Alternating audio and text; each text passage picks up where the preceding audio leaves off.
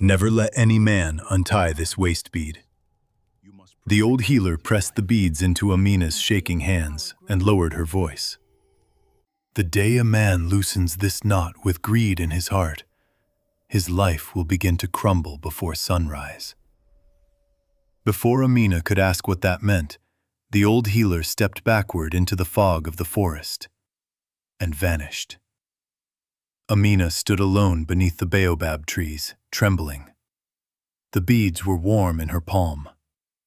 Too warm, as if they were alive. All her life, Amina had known pain. She was born in the dusty village of Mawere, where people remembered your shame longer than your kindness. She was poor. She was fatherless. And a scar ran from the edge of her eyebrow down to her cheek, a scar she got as a child the night their cooking hut caught fire. The villagers never let her forget it. Some women pitied her. Most mocked her. And the young men? They never looked at her twice. They said her face carried bad luck. They said no man would choose a woman marked by fire. So Amina learned to keep her eyes low. She fetched water before sunrise so fewer people would see her. She sold cassava by the roadside. She laughed softly. She loved quietly. And deep inside her chest, she hid one dangerous hope. That one day, one man would see her heart before he saw her scar. That man was Kato. Kato was a young drummer, tall, gentle, always smiling with his eyes before his mouth. He was not rich. He did not own land. He did not wear fancy robes like the chief's sons. But whenever Amina carried firewood across the market, Kato was the one who rushed forward to help. Whenever others laughed, he did not. Whenever others stared, he looked at her like she was simply human. One evening during the Moon Dance Festival, when the village square was full of drums and dust and laughter, Kato walked straight to where Amina stood alone. "Why do you always stand so far away?" he asked. Amina gave a sad smile. "Because that is where people put me." Kato looked at her for a long moment. "Then they are blind." Those words entered her heart like rain falling on dry land. From that night, they grew close. They sat near the millet fields after sunset. They shared roasted groundnuts. They spoke about dreams too fragile to say in daylight. And slowly, beautifully, love began to grow. Real love. Quiet love. The kind that asks for nothing but truth. But love is often weakest where poverty is strongest. Kato wanted to marry Amina, but he had no bride price, no cattle, no savings. Nothing except his drums and his honest heart. So he made a promise. "Amina," he said, holding both her hands, "I will travel to the copper camps in the north. I will work. I will return. And when I return, I will marry you in front of the whole village." Amina wanted to beg him not to go, but hunger had a louder voice than love. So she nodded, and Kato left. At first, his messages came through traders, then through travelers, then through no one. Weeks became months. Months became 2 years. No word, no letter, no sign. Some villagers said he had died. Others said he had found a prettier woman in the north. Amina said nothing. But every night she sat outside her hut and watched the road until the lantern burned out. When her aunt died that same season, Amina's loneliness became too heavy to carry. One evening, unable to bear the whispers anymore, she walked into the forest path beyond Mawere. That was where she met the old healer. The woman's back was bent, but her eyes were sharp like lightning. She looked at Amina once and said, "Child, the world has punished you for a face it never tried to understand." Amina froze. The old healer lifted a string of deep blue waist beads. "Wear these when the moon is highest, but hear me well. Never let any man untie them." Amina swallowed hard. "What will happen if he does?" The old healer's face darkened. "He will meet the truth inside his own heart." Then she vanished into the fog. That night, with fear dancing in her chest, Amina tied the waist bead around herself and slept.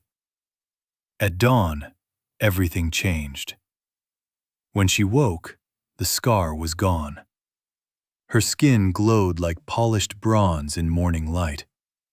Her body had transformed. Her face shone with a beauty so striking that even Amina staggered backward when she saw her reflection in water.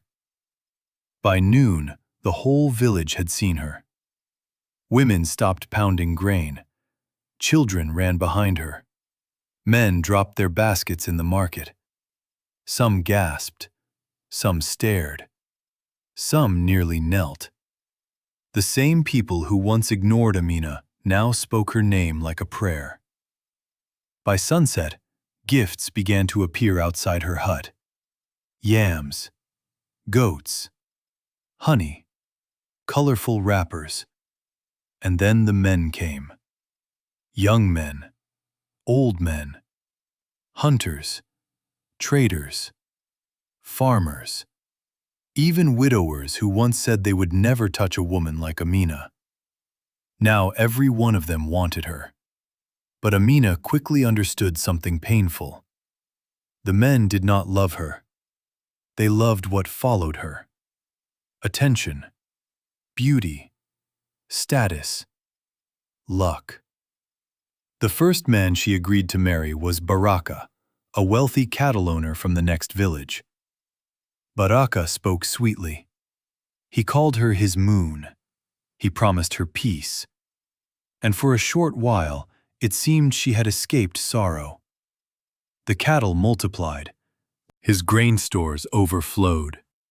His name rose in every market. People said no household had ever prospered so quickly. But with wealth came suspicion. Baraka began to ask questions.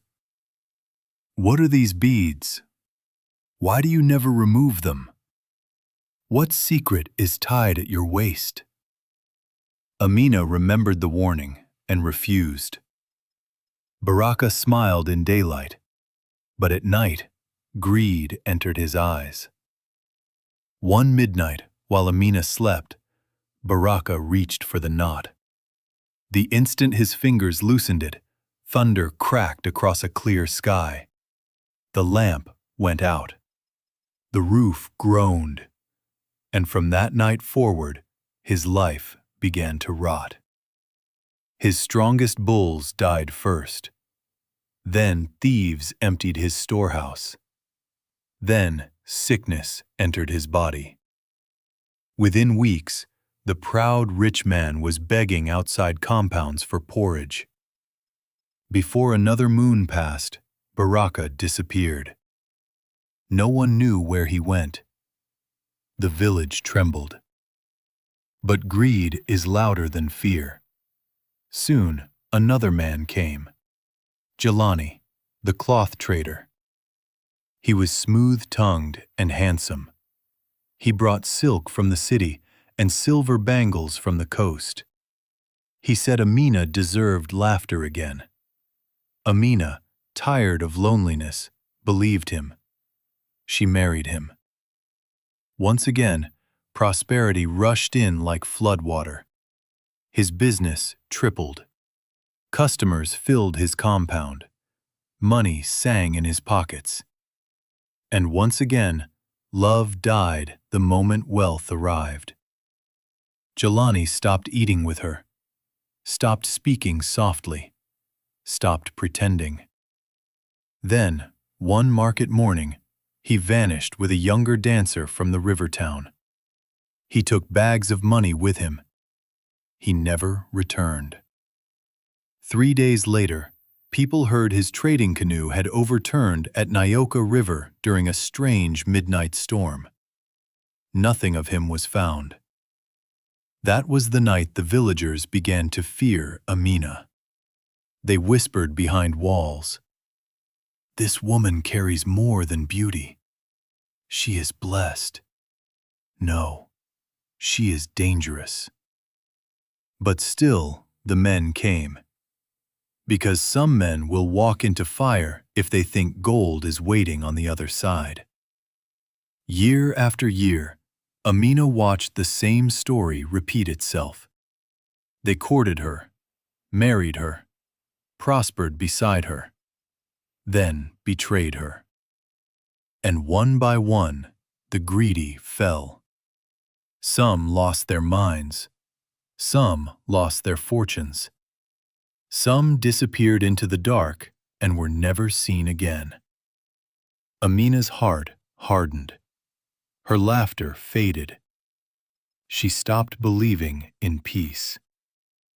Then, on a dry evening, when the sky burned red, a familiar figure entered Mawere. He carried a drum on his back. Dust covered his feet. A scar crossed his shoulder. But Amina would have known those eyes anywhere. Kato.